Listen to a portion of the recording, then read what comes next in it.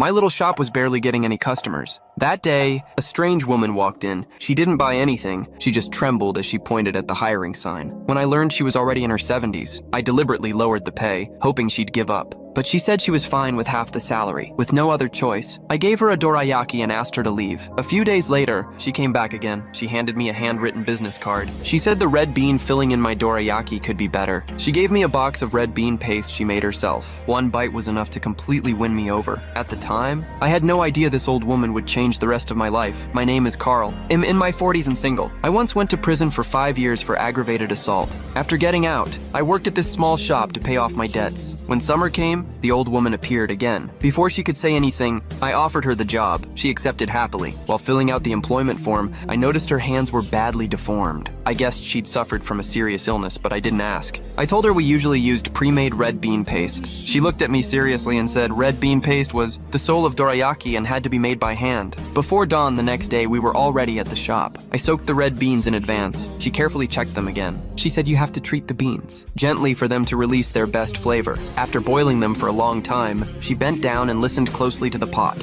Only when the bean skins gently split open did she lift the lid. I thought we could just simmer them slowly after that, but she began rinsing them carefully with clean water. After step upon step, the glossy red bean paste was finally finished. Its color looked like a sweet treasure, making you want to taste it immediately. When business hours started, the old woman's work was done. She didn't see the customers' amazed expressions, but when I told her about them, she smiled from ear to ear. One day I opened the shutters early. A crowd of customers was already waiting outside. I hurried to start the day. The old woman didn't leave after her shift. She silently stayed behind me and helped. A few nights later, the shop owner suddenly showed up. She asked about the old woman, suspecting she was a leprosy patient. After seeing the address on the employment form, she said it made sense. It used to be a place where leprosy patients were isolated. She wiped everything with disinfectant in disgust and ordered me to fire the old woman immediately. Then she turned and left without looking back. Early the next morning, I was woken by the old woman's call. She said she wasn't feeling well and suggested closing the shop for the day, but without knowing the truth, she still insisted on coming to prepare the red bean paste. After finishing every step, she wanted to open the window for some fresh air. That's when she saw several customers waiting outside. So that day, she made every single dorayaki by herself. When I arrived late the next day, she was already preparing red bean paste again. After learning she had run the shop alone the day before, I temporarily forgot the owner's order.